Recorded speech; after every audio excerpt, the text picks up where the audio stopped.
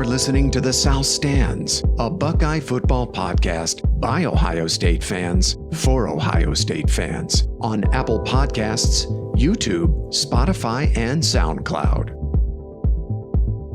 Welcome back to The South Stands, a Buckeye football podcast by Ohio State fans for Ohio State fans from the West Coast. I'm your host, Zach Moore. Today is Saturday, January 9th, and I'm very happy to be joined once again by fellow South Stands contributor Paige Van Horn from Denver. PVH, how's it going, my friend? It's going well, buddy. How are you? I'm very well, thanks. Good to be with you. We are also joined by contributor Chad Plummer from Cleveland CP. What's the word from the 216? All right. The word is good, man. Just counting down the minutes till Monday. You and me both, my friend. Special contributor Matt Sloan from Brooklyn is also along for the ride today. Sloaner, good to be with you. How are you today?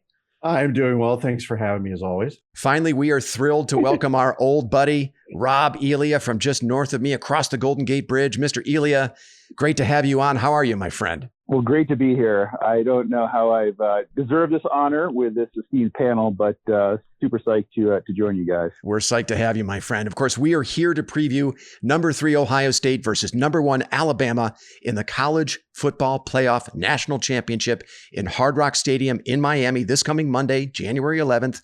The game will be broadcast on ESPN at 8 p.m. Eastern with Herbstreit and Fowler on the call, of course. The line is now Alabama -8.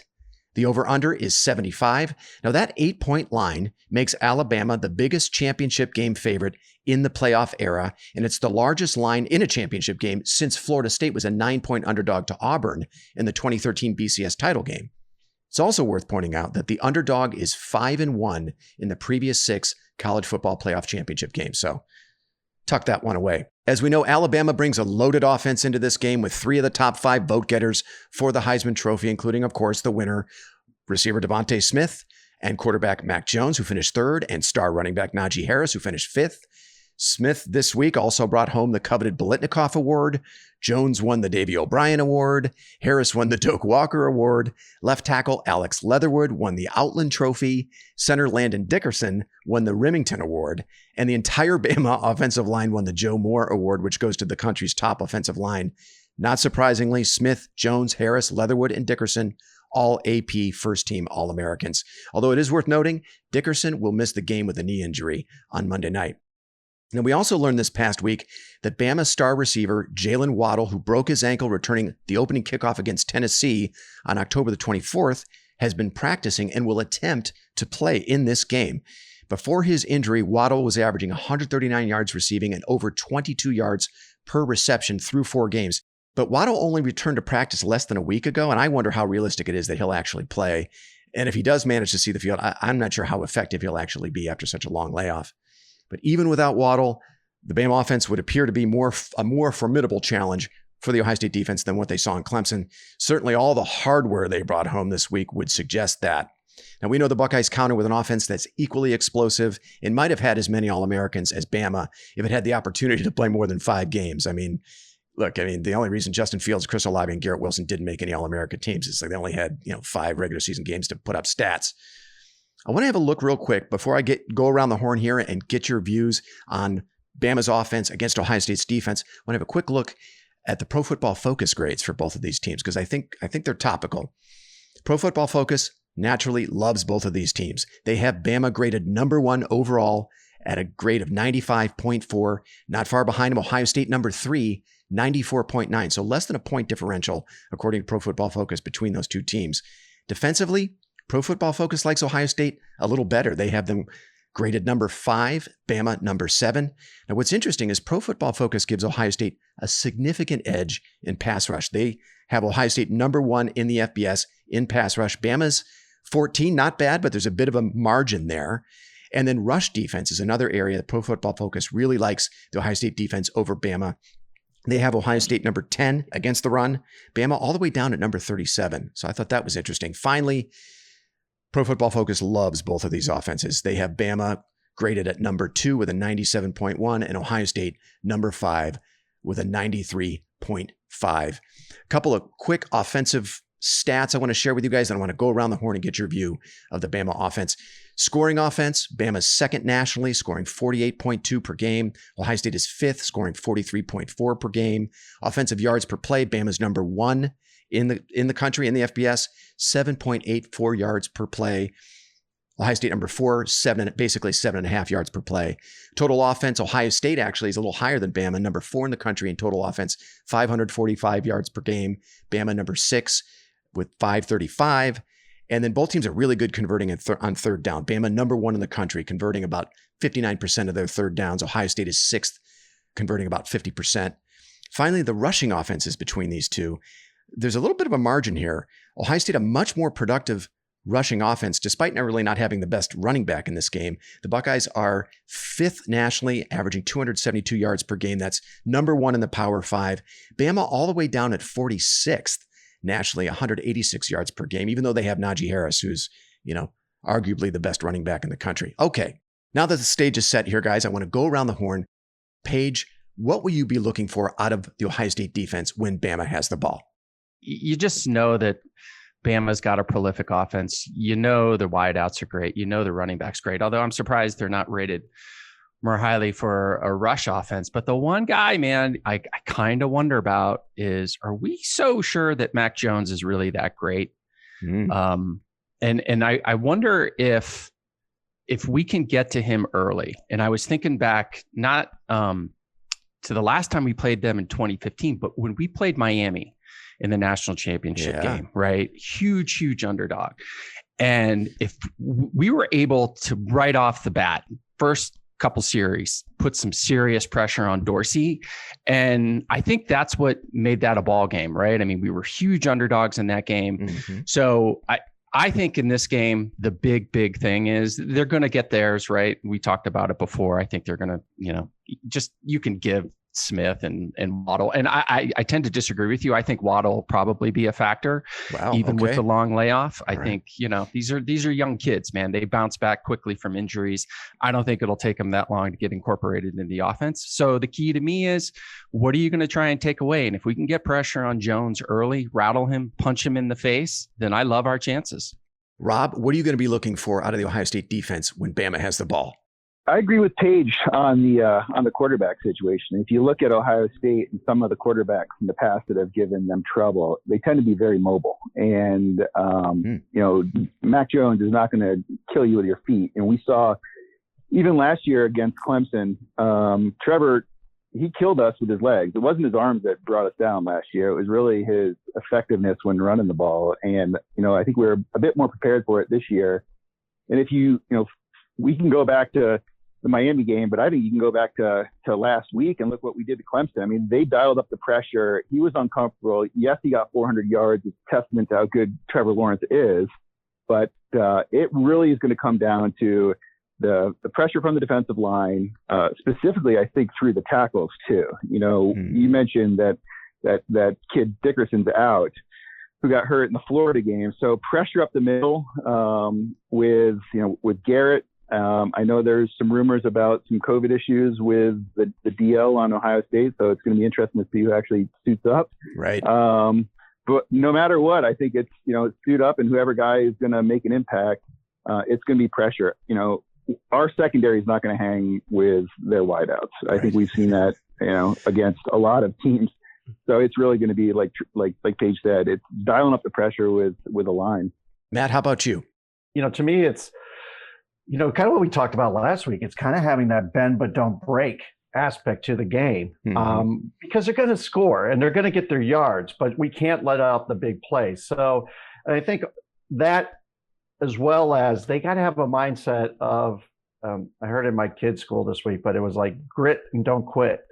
So they got to be able to take the punches and know that this is a 15-round fight or 12-round fight, and that they can't, they're going to have to take some blows, but they got to keep putting on the pressure and keeping to their plan, making adjustments where they see some opportunities. But yeah, I think, for what I'm going to be looking forward to is like when they get to the second quarter and the fourth quarter, they're still playing with the same intensity that they did in the first and when they came out of the halftime.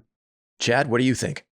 I think that we're going to have to play, sugar bucks, play like we did on Friday night, play with that same level of intensity.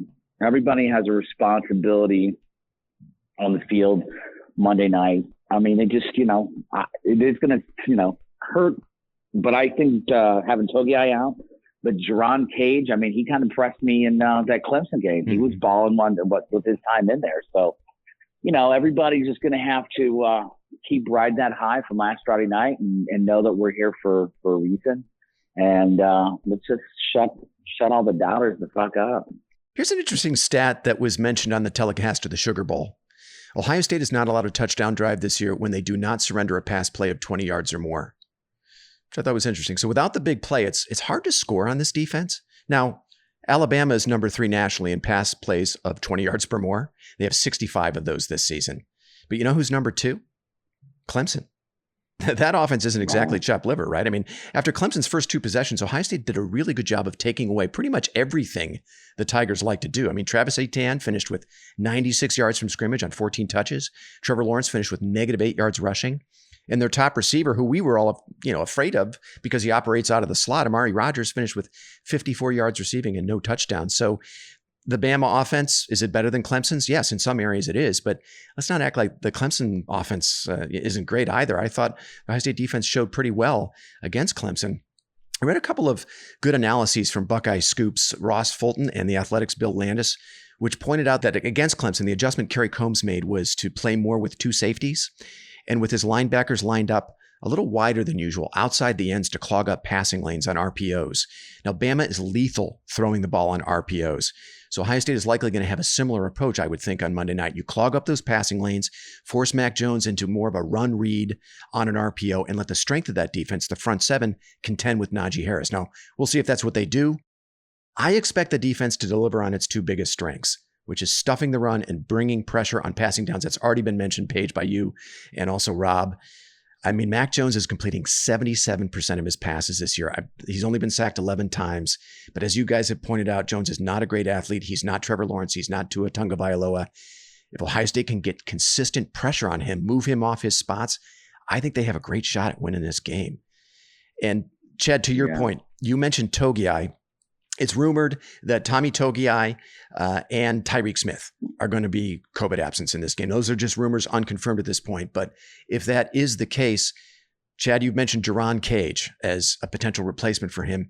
He was a solid 4-star prospect, an ESPN top 200 player out of Cincinnati in the 2017 class. Now, he hasn't played a ton this season, only 79 snaps, but he's graded out pretty well, according to Pro Football Focus. There's talent there.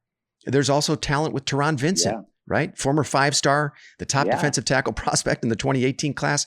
They also love to see him step up, Z. Right. So, I mean, it's that we may be shorthanded, but there are some guys with ability who just have to step in and make an impact for the first time. So it's not a totally desperate situation, right? I mean, Larry Johnson's going to have to challenge them, and those kids are going to have to respond, of course. Paige, let me kick it back to you. Got anything else you want to say about the defense against this Bama offense? I was just thinking as you were talking, I was wondering if Coombs would go with that same defensive scheme, right? Where, with 2 safeties and give up the underneath because like Rob said, right? I mean, we really wanted to take away Lawrence's ability to kill us with his feet. And we did that. But if that's not the case with Jones, does he stick with that strategy or does he go with more press man coverage? I don't know. It'll be interesting to see. I wonder what anyone else thinks. Rob, what do you think of that? Well, I think it's interesting that, we've talked about defensive line, we've talked about secondary, and the critical piece in Ohio State's defense. I think the step up this year has really been from the linebackers. When you look at Justin Hilliard and what Pete Warner do, covering, particularly a guy like Harris, who can kill you, inside, outside, receiving. Warner and Hilliard have done a tremendous job of covering these very good backs out of the backfield. So I think that's a really good matchup. Using a guy like Baron Browning to rush. So I think the linebacker play is going to be as critical of an element and an advantage for Ohio State in this one because the defensive line this year. Compared to last year, Chase Young is gone, but consistency across the entire line, I think, is up there. And I really think that the step up in this year has been from the linebacker play.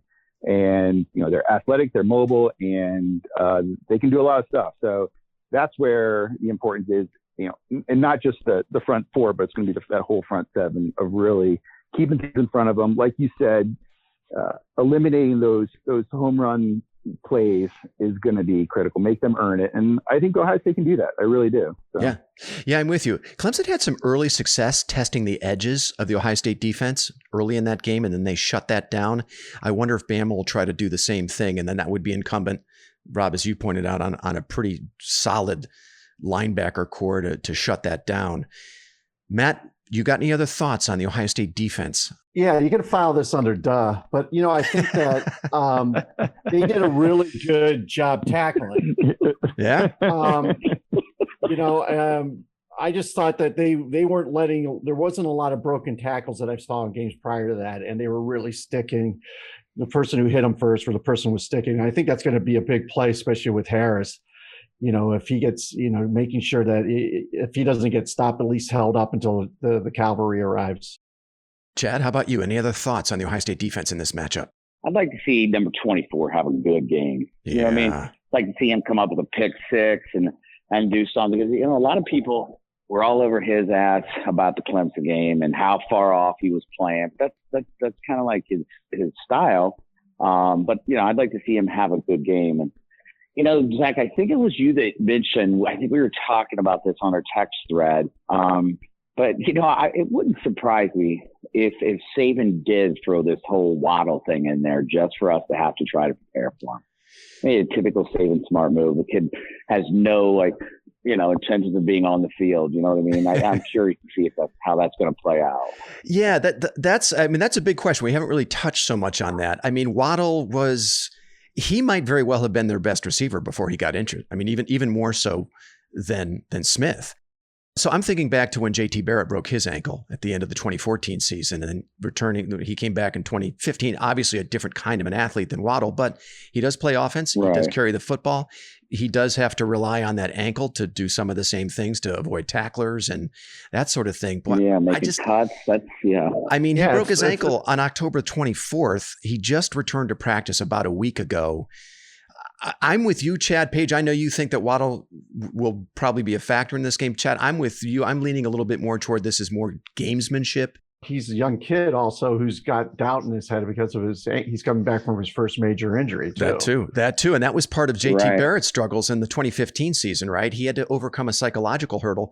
Trey Sermon will tell you, I'm sure, that it took him a few games to have trust in that surgically repaired knee from last season, right? He tore his ACL. It takes a little time, but I tell you, anything's possible. I guess it's Alabama. The talent is crazy. I would just be very surprised if Waddle's out there, lighting Ohio State up so soon after such a serious injury. Guys, any other thoughts on the defense before we have a look at the Ohio State offense against the Bama defense? All right. I heard an interview with Bama beat writer Michael Casagrande on Buckeye Talk earlier this week. This is a guy who's been covering the program, Alabama, for many years now, very close to the program. He was not particularly bullish on the Bama defense, and I heard him use the word vulnerable several times during the interview. Now, look, they have a good corner in Patrick Surtain, who is an AP first-team All-American. We all know Dylan Moses at middle linebacker. He's been a very good player for them for many years. He's their leading tackler. Now, Moses is coming off a serious injury from 2019, a torn ACL. He's been good this season, not quite as explosive, though. Bama also has a pretty good defensive tackle in Christian Barmore, who was a third-team All-American, voted by the AP. Barmore is tied for the team lead in sacks with 7. Finally, Bama has a pretty nice player at safety in Jordan Battle, and we'll all remember that name as Ohio State fans. Battle was an Ohio State commit who Nick Saban was able to flip on signing day in 2019. He was considered kind of a casualty of the transition from Meyer to Day, and Battle is having a good season for Bama. He's their third leading tackler, player they obviously really like. While Bama has some nice players, this is not one of Nick Saban's better defenses. We remember they gave up 46 points in the SEC title game to Florida. Earlier this season, they gave up 48 points and 647 yards of offense to Ole Miss. The Bama defense is 32nd in the country in total defense, and their pass defense is 79th in the FBS. So not lighting the world on fire, certainly by Bama standards. So one would think there are yards and points to be had for the Buckeyes in this game. Okay, let's go around the horn and get some impressions of this matchup for the Buckeyes. Rob, I want to start with you. Wow, there's so many things to think about here. I'm going to start with the number one guy, and that's Justin. And, you know, a lot of it's going to be how healthy is he and what's up with the rib or the hip or whatever is going on, because that performance against Clemson was impressive. We all know how great of a player he is. But what was really interesting in that last game is his ability to shred Clemson with his arm, with his legs being one of his most vital things that he pretty much shut down. You know, after that hit from Skalski, he didn't want to take any contact, and I don't blame him for that. But you know, so in that threat of his legs is a huge one. I mean, on the, whether it's the RPOs or whether it's on some of the read option stuff, you know, you knew he wasn't going to be keeping that ball, and he still had such an effective game. And I think that is really a testament to how good he is and how much he's really come along. So I think, you know, to me, you know, he didn't get the same accolades and trophies that a lot of the Bama kids did, but he's right up there, if not the best player on the field. I really think that he's going to show how good he is, and just bring it to the next level. And so to me, it starts and finishes with Justin and his ability to do what he does. I would agree with that. Chad, how about you? Clearly the advantage is to the Ohio State offense. You know, I'm going to stick with what I said at what Clemson. Justin Fields is the major factor in all this. We know our O-line is just a bunch of ballers. They're going to step up.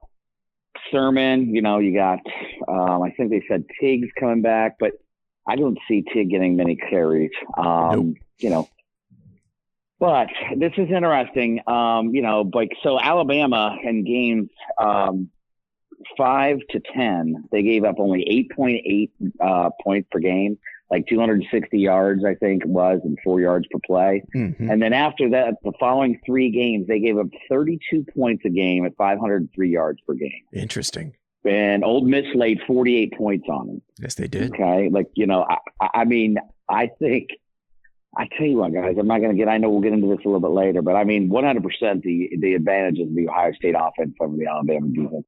Matt, talk about the Ohio State offense versus that Bama defense. Sure, Zach. I'm happy to. Thanks for asking.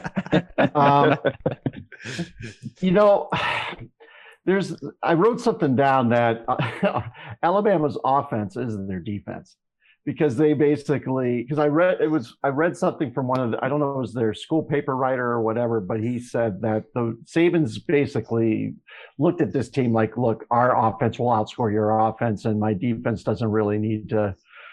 It's not as good as this year, so as it usually is. So we'll just keep piling on the points, and you know, you may score 48, but we're going to score 56. I think that there could be there's kind of like this teeter-totter of things that you got to be wary of, but also motivated by. Wary of, like, they have good players. It's not like there's a bunch of 2 stars and 3 stars in their defense. They have top athletes. They have a really good team. It's not up to the usual Bama, you know, legend of defensive players, but they have some very, very solid players. Our offense, the counter to that is, you know, no one likes seeing people being named the best O-line in the nation. No one likes seeing the best quarterback in the nation. No one likes seeing the best receiver in the nation. So while it's not as titillating as Dabo's ranked 11th thing, there is a lot of motivation of, like, you guys are playing, you know, America's team.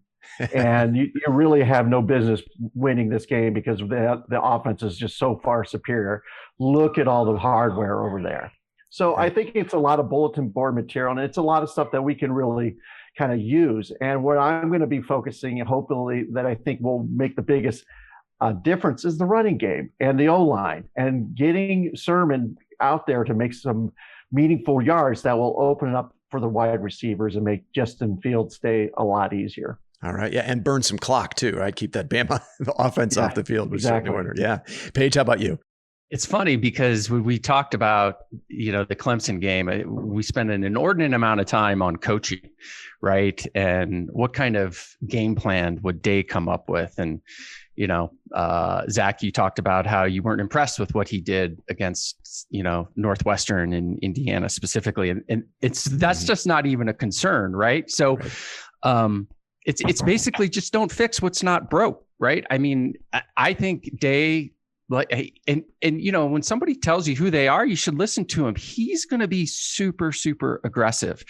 And I think he's going to, have some new wrinkles. He's going to have some new looks that Bama hasn't seen. I'm 100% convinced that he played possum for that entire 6-game stretch in the Big Ten and showed nothing what they really, had up their sleeves from an offensive standpoint. Mm-hmm. And he is going to stretch the field with Olave and with triple distilled and with Wilson. I think Wilson's going to have a huge game. And then once they do that, right, then they are going to unleash my boys. I do love me some tight ends. Have some Trey Sermon. and I think it's going to be really fun to watch. I think Bama is going to absolutely have their hands full to try and stop this offense. Matt, I want to emphasize what you just said, which is sitting here this week, all the major awards were awarded this past week. And your Ohio State, your Justin Fields, your Chris Olave, Nicholas Petit-Ferrer, and Thayer Mumford. I mean, Ohio State has some great, great players on that side of the ball in their own right. And here you are watching Bama walk away with the Heisman Trophy, the Biletnikoff, the Doak Walker, the Davey O'Brien, the Outland, the Remington, and the Joe Moore Award. What's ironic to me is, Mac Jones, supposedly the best quarterback in the country, as the Davey O'Brien Award winner. But who's taken Mac Jones over Justin Fields? Nobody. Devontae Smith is the best receiver in this game, but I'm not counting Jalen Waddle because I don't think he's going to be an impact player in this game. I think Ohio State has the better receiver group top to bottom in this matchup. Bama has the better running back in Najee Harris, but Ohio State has the number 1 rushing offense in the Power 5. Bama has the Joe Moore award-winning offensive line, but Nicholas Petit-Ferrer and Thayer Mumford are number 1 and number 2 among Power 5 tackles at allowing pressure. That's according to Pro Football Focus. Wyatt Davis is a consensus first-team All-American. Josh Myers himself was a Remington Award finalist. So I think there is some motivation there, Matt, as you pointed out. With all these awards being handed out, going overwhelmingly to Alabama, I'm really looking forward to watching the response of the Ohio State offense in this game to that. And Paige, I agree with you. I'm looking for Garrett Wilson to have a big one in this game. He was quiet against Northwestern without Olave. Obviously, that Northwestern defense was able to key on Wilson, and he had the big 47-yard catch against Clemson in the first quarter, but was relatively quiet after that. I'm looking for Garrett Wilson to have a big one in this game. Finally, Florida was able to do some things with its tight end, Kyle Pitts, who's a freak, let's be honest. But they did have a lot of success throwing to the tight end in the SEC title game. I have a feeling Jeremy Ruckert could have an impact in this game as well. We had an element of surprise with that worked with Clemson, the huddling, and a lot of the play calling. Something we said the week before about Northwestern, he was getting a little too cute with the play calling. Yeah. Is there a concern about coming out because there's the cat's out of the bag now with what the offense can do and what the play calling and the variety of play calling? Is there a concern on anyone's part that we could overdo that area because it's not going to have the same effect on Alabama? I don't know. I mean, Day has got a pretty deep playbook. I've been reading that he's using Urban Meyer's connections to Mullen at Florida to get some concepts, some ideas from Mullen on how he approached this Bama defense. As we know, Florida put up 46 in that game. He's going to be borrowing from some of the things that Ole Miss did.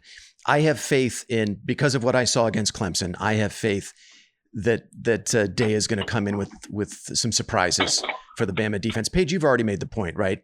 They played possum from a play calling perspective for most of the regular season. I think there's still a few more tricks up Ryan Day's sleeve. Paige, what do you think? Yeah, definitely. I think they'll come up with some new looks, things that, we haven't seen before. And I just think, again, I go back to, he says, I'm just going to be aggressive, and that's what he's going to do. That's the type of coach that he is. I think, and it's worked, right? I mean, let's just be honest. We were a little skeptical, last week against Clemson, but I mean, there's just absolutely no way that you can't say that, he came up with a fantastic plan. The other thing I was thinking, I still really in my head can't figure out, going back to motivation, how this is an 8-point game. Yeah. I understand we only played 6 games, and I understand 2 of them weren't that great, but from a motivation standpoint, if you watch those 2 semifinal games, I mean, you could make a strong case that Ohio State looked the best, number one, and, player for player, we have as much talent as they do. How in the hell is this an 8-point game? I don't get it.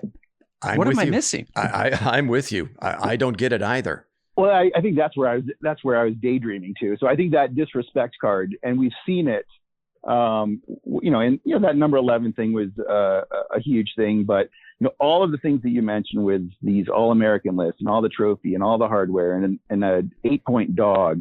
I mean, throw in the difficulty that Ohio State had this year with not having a season, then having a season, losing your coach to COVID for a few games, possibly not getting into the Big Ten championship game on a technical rule.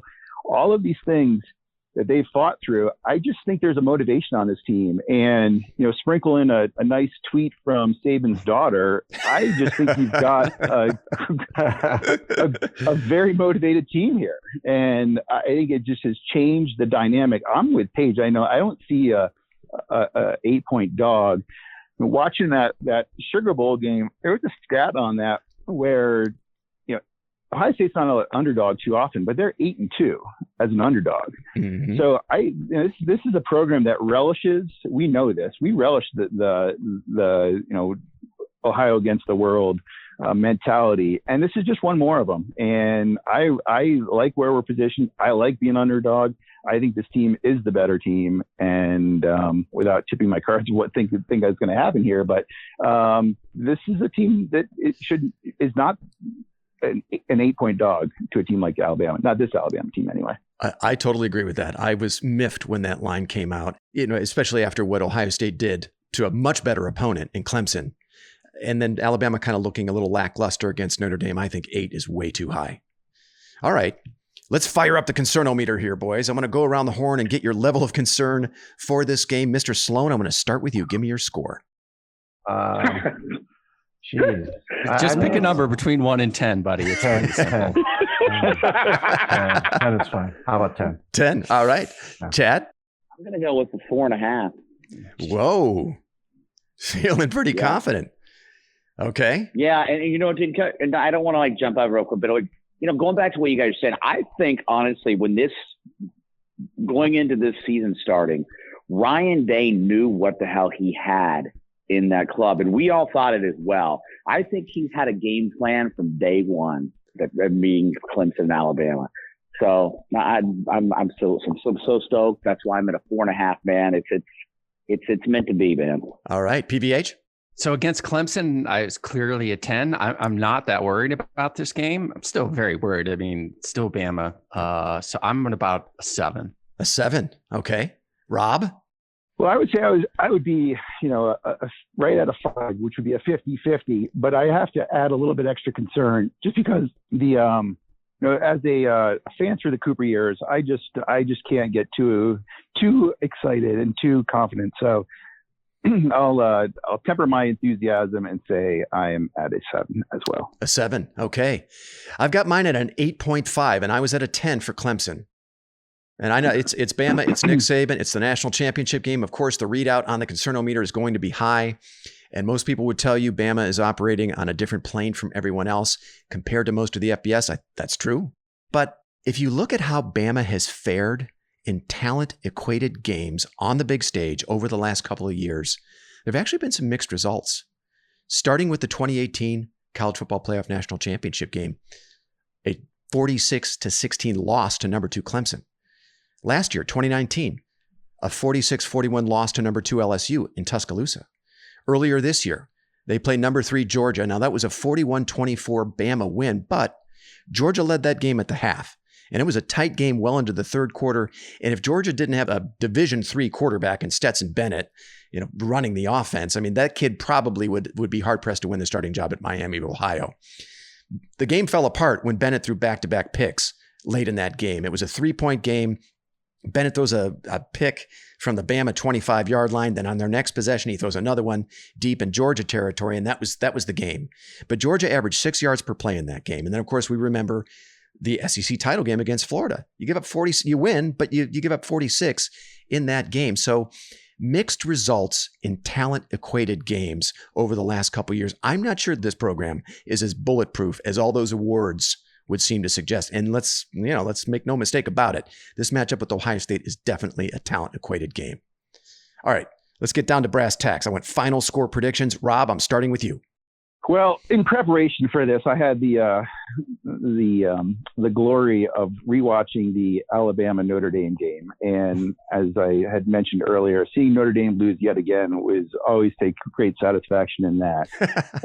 But what I saw out of Alabama, I mean, if you remember, they only scored 31 points against Notre Dame, and that's not a prolific defense that they were going after. Now, I understand that they probably shut things down. It was 21-7 going into halftime, and they had the game well in hand, and didn't pile it on late. But I see a Ohio State offense that is just going to pile on points. Yes, I do think that this is going to be a high scoring game.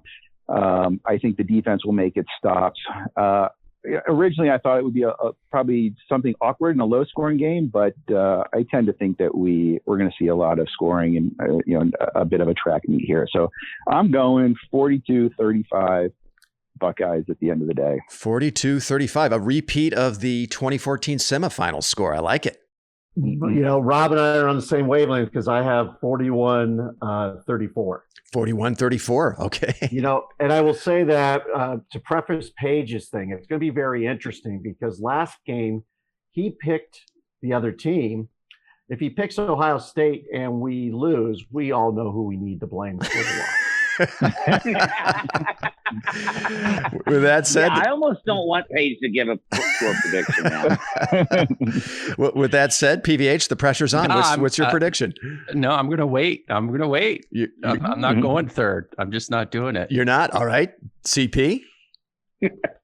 I'm going to go 47-38 Ohio State. 47-38. All right. Paige, you want me to go or do you want to go?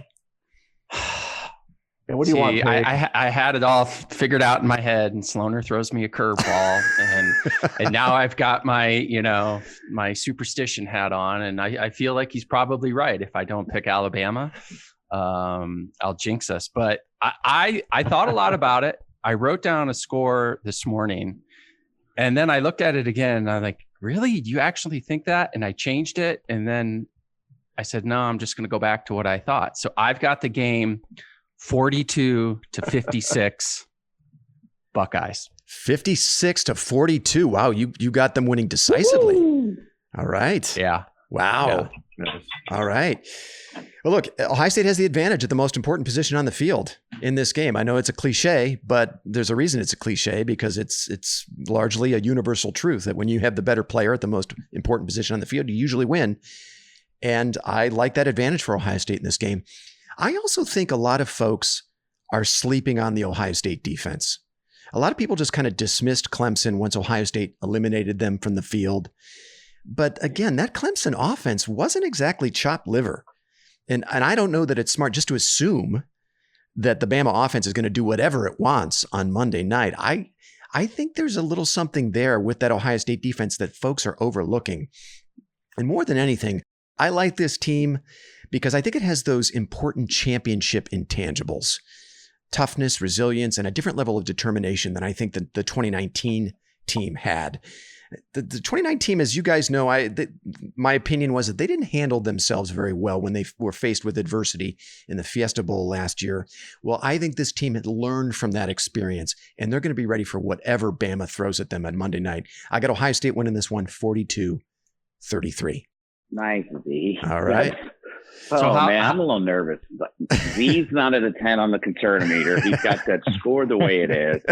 Oh boy. And Paige is picking us. Now I'm getting all. Yeah, Paige is picking us. Now I'm getting all. I might have to have a cocktail now. Zach, do you think I feel like we've just glazed over this, like, unless I was just like totally out on another planet, which, is the case a lot of times, but did we just kind of like cruise right over Justin Fields' injury? Rob, I think you might have made mention to that. So, Chad, do you want to talk a little bit about that? I mean, I don't want to get into it and like whatever, but I just feel like we just kind of like glazed right over that. I know I think Ari did mention it real quick, but other than that, I guess the reason I'm not thinking too much about it is he missed one play.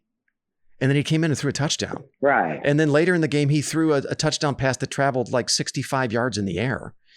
And I know. I just like those grimacing looks on his face were just like unbelievable. Yeah. How much is he going to be able to run? I don't know, because that running is a big factor for him. I don't want to completely dismiss it, because if he gets popped there again, on a tackle, maybe that could really re-aggravate it. And then he's hurt. But just because he only missed one play and he came in, finished the game, and probably had the best game of his career.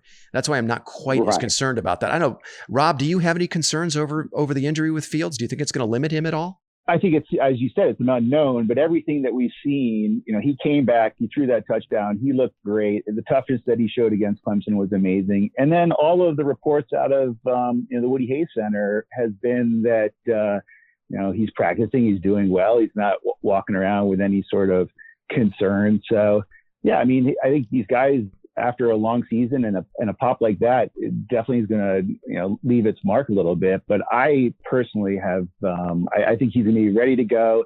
I do think you'll see his legs a little bit more. And this time, it's the last game too, so he's just going to ball out. And there's no reason to hold anything back.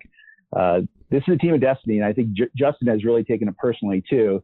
You think about, I mentioned all this adversity stuff, but you think about it, here's a guy that was, let us play. And he was a big factor in getting all of this team back on the field. So I don't think there's, to me, any concern as it comes to Fields. And if anything, he showed a lot that he doesn't need to run. He doesn't need to bail out. He can sit there in the pocket and do his thing and make smart decisions and, get rid of the ball at the right times and make the delivery to our tight ends or guys out of the back. So yeah, on the concern meter with Fields, I'm at a 2. I'm right there. Yeah. All right, Ari. I like PBH. Any concerns for you on Fields' health going into this game? It just depends what it is. I mean, I've seen two things, that it was a hip pointer and, then his ribs. Mm-hmm. If anyone's ever bruised ribs, you just don't heal from that, in a week, number one. And then number two, there's not much treatment you can do for it. It's not like there's a whole lot. So, right. But I agree with Rob, right? Like he has taken this personally. I mean, that guy could have just said, I'm done. Right. And I'm going to the NFL and I'm a top 5 pick and I don't have to do, any of this stuff. So, right. And I think he's definitely, probably felt a little bit slighted, that he wasn't really on any list for any awards, and he's taken it personally. It could definitely be a factor for sure. And the other thing, just thinking on the positive karma factor scale, we do pretty good with second year coaches bringing home the hardware. Yeah. And that's right. I forgot about that. Yeah, that's right. That's a good point. Matt, did you want to comment on Fields' injury? Any concerns for you? Yeah, I don't think any player who plays this game is 100% going into any of these games, especially at the tail end of the season. And also they got, the medicine and the people around, staff around them that probably a millionaire probably has to take care of them and get them and recoup them back into shape. And I'm sure they're not breaking a lot of books. So I'm sure there's a lot of resting and, recuperating going on. And, like what can't be cured, I'm sure he'll get the same cocktail he got in his arm last week and he'll be fine. All right. Guys, anything else about this matchup you'd like to share before we wrap things up today? All right. Hey guys, thanks so much. Go Bucks. Thanks so much for making the time, Rob. It was an absolute pleasure to have you on. Hopefully you can join us. Yeah, enjoy the slopes today, Ari. Yeah, enjoy the slopes. Yeah, I will. Thanks for having me, guys. This is awesome. Wonderful. All right, boys. We will reconvene at some point next week to hopefully talk about the 2020 national champion Ohio State Buckeyes. No. Not hopefully. Hopefully. All right. I love it. Okay. All right, boys. Let's go, baby. Come on. Go Bucks. Have a great day, boys. Later. Bye. You've been listening to the South Stands of Buckeye Football Podcast. You can follow us on Twitter, Instagram, and Facebook, and visit our website at southstandsosu.com.